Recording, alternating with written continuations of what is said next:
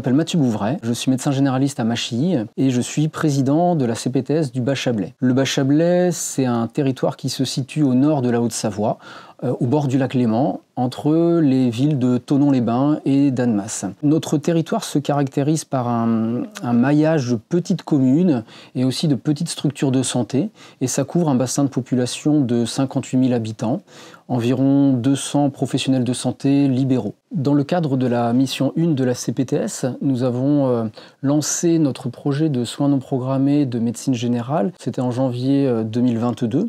Donc la réflexion du projet, c'était de voir comment, de façon collective, on pouvait réussir à mieux nous organiser pour optimiser le recours à ces soins non programmés, en particulier pour les populations qui sont en difficulté et qui n'ont pas un accès facile à ces soins non programmés. Sur les 30-32 généralistes du secteur, il y en a 17 qui participent, ce qui est très positif. Pour ça, il a fallu vraiment réfléchir à une organisation qui soit suffisamment souple pour que le maximum de généralistes puissent se voir participer à cette organisation, parce que c'était compatible avec son organisation propre de cabinet, et donc un système suffisamment souple pour permettre cela. Au bout de presque une année, nous commençons à avoir un peu de recul sur cette activité qui est vraiment significative. En moyenne, par mois, l'organisation des soins non programmés propose un peu plus de 200 rendez-vous de soins non programmés, ce qui représente une moyenne de 12 créneaux par jour, à mettre en lien avec le nombre d'appels par les patients,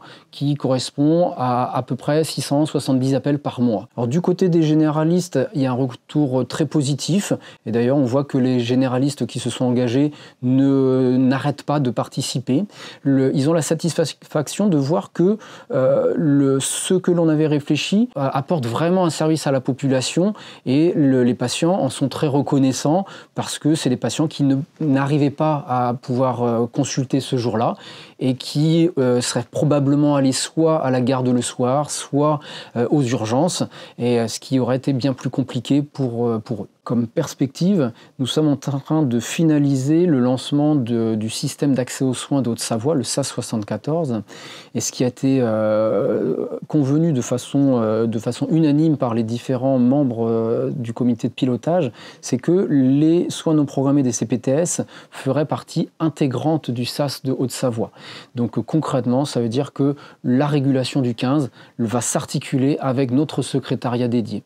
C'est un point qui est important, parce qu'il n'y aura pas de SAS fonctionnel s'il n'y a pas de médecin effecteur sur les terrains, d'où l'intérêt d'une approche territoriale, et notamment là dans le cadre d'un projet de CPTS. En deuxième perspective, dans notre mission 1 autour des soins non programmés, nous sommes à commencer de travailler sur la façon d'améliorer les soins non programmés de d'autres professions, donc des professions paramédicales. Donc il y a plusieurs discussions qui sont en cours, il y a des sondages qui sont en cours auprès des généralistes, auprès des paramédicaux, et donc on va construire ça dans les prochains mois.